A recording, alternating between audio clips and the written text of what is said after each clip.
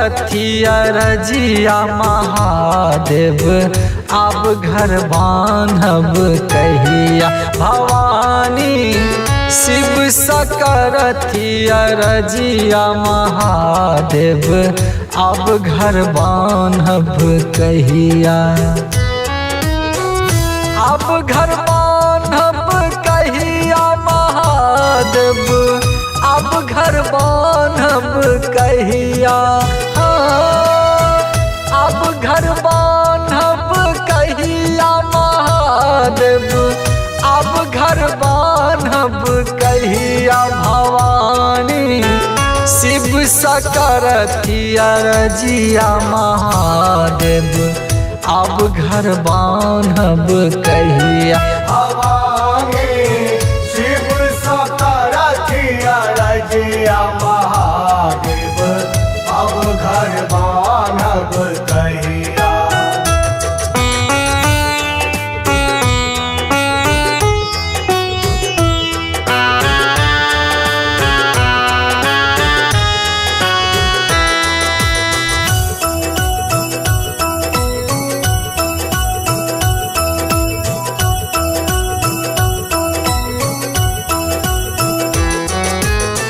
सावन भादव मेघ बरसैया दोसर रात अन्हरिया। सावन भादव मेघ बरसैया दोसर रात अन्हरिया। ननदी कार्तिक भी जैत हेता ननदी कार्तिक भी जैत हेता। भीजत गणपति भैया महादेव अब घर बांधब कहिया। भवानी शिव सकरथिया रजिया महादेव अब घर बांधब कहिया।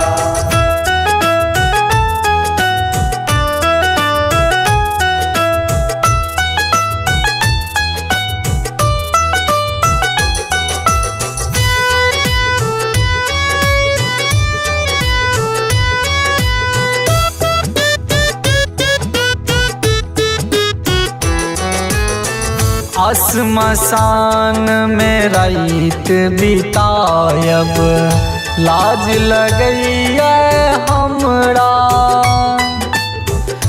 श्मशान में रात बितायब लाज लगैया हमरा। माघक जान बैसाखक रौदा माघक जान बैसाखक रौदा। अन्हर तूफान के बेरिया महादेव अब घर बांधब कहिया। भवानी शिव सकरथिया रजिया महादेव अब घर बांधब कहिया।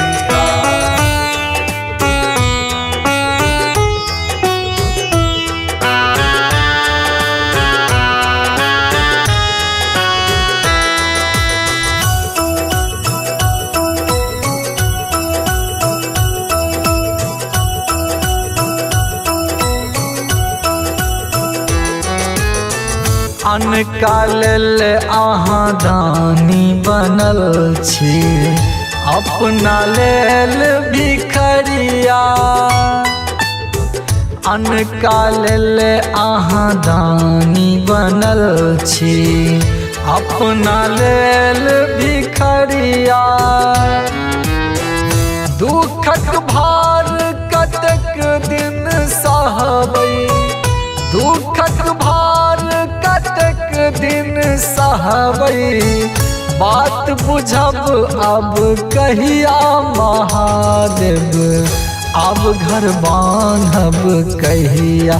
भवानी शिव सकरथिया रजिया महादेव अब घर बांधब कहिया।